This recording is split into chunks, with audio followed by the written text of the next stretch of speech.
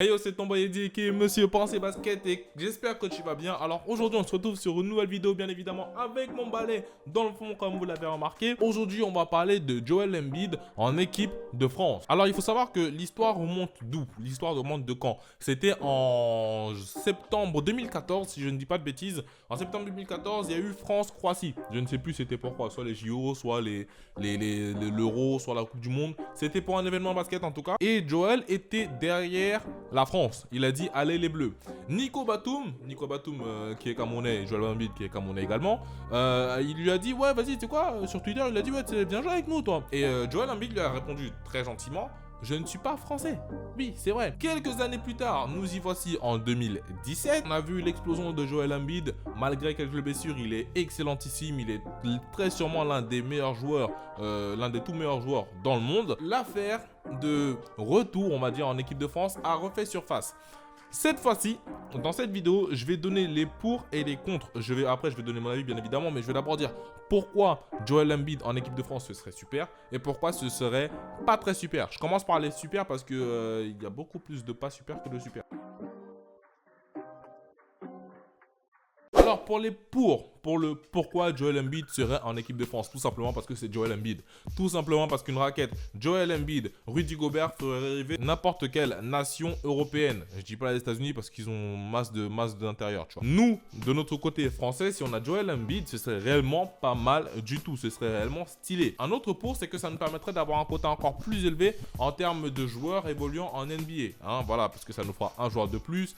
Et un All-Star de plus, hein, on va pas dire parce que félicitations à Joel qui est All-Star. Et ça s'arrête là. Ça s'arrête là parce que je trouve pas d'autres pour. Réellement, je ne trouve pas d'autres pour. Maintenant, si on passe au contre, qu'on se rappelle quelque chose. Joel est Camerounais, je suis Camerounais, je n'ai rien contre lui. Hein, donc si un jour Joel, tu regardes cette vidéo, ce qui m'étonnerait très sûrement, mais sache que je n'ai rien contre toi. Je parle juste, je vais essayer d'être objectif. Et après, je donnerai mon avis.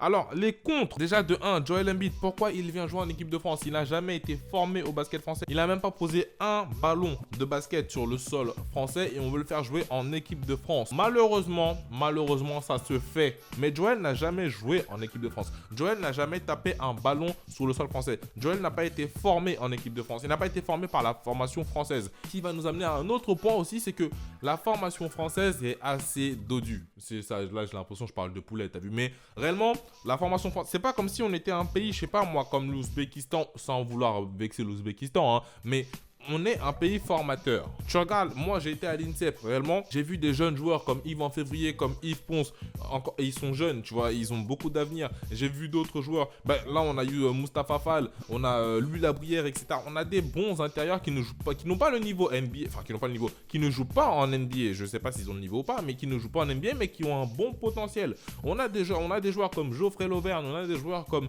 Rudy Gobert qui sont en NBA et qui ont le potentiel pour. On a Kevin Serafin, on a Kimdi, on a plein de joueurs, on a vraiment plein de joueurs. Pourquoi aller chercher un autre joueur?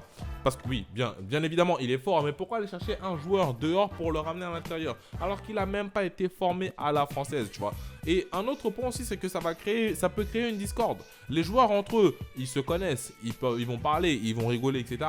Mais le côté humain de la chose, parce que jouer ensemble sur un terrain, tu peux le faire. Mais le côté humain de la chose, quand tu vas entrer dans le vestiaire, quand tu vas vouloir checker le mec, quand tu vas l'inviter au resto, etc. Alors que tu sais que le mec n'est même pas français, le mec n'a même pas... Tu vois, il a pas cette fibre-là. Et sachant qu'il y a certains joueurs comme Evan Fournier, comme Léo Westerman et j'en passe, qui ont déjà émis leurs sentiments, leur avis par rapport à ce genre de choses, je pense que ça pourrait créer des divergences. Une autre divergence que ça pourrait créer, c'est une divergence entre la Fédé et les joueurs. Parce que le Patrick Bisley, qui est le directeur technique national, le DTN national, le DTN, pas national, le DTN, puisque le DTN national, t'as vu, t'as compris un petit peu. Enfin bref, Patrick Bisley, qui est le DTN, a dit qu'il allait checker quand il allait faire sa tournée. Il va la faire bientôt en plus, sa tournée aux États-Unis pour voir, je pense, pour voir les joueurs, etc.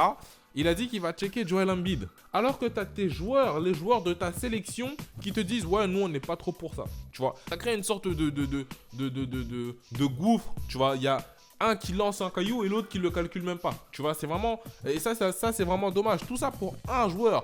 Quel joueur? Oui, mais un joueur. Je t'ai posé les pour et les contre. Maintenant, je vais te donner mon avis. Hein. Moi, mon avis, c'est que Joel Embiid, il serait un très gros apport à n'importe quelle équipe dans laquelle il jouait, hein, ça c'est sûr. Mais il ne peut pas jouer en équipe de France. Il y a eu le cas Ibaka, les gens ne veulent pas, enfin la fédération française ne veut pas faire la même erreur qu'avec le cas Ibaka. Donc voilà, ça c'était mon avis pour Joel Embiid. Mon avis pour Joel Embiid, c'est qu'il ne devrait pas jouer en équipe de France même s'il est super fort. Voilà, on arrive à la fin de cette vidéo. J'espère qu'elle t'aura plu. Si elle t'a plu, n'hésite pas à lâcher des pouces bleus juste en dessous de la vidéo.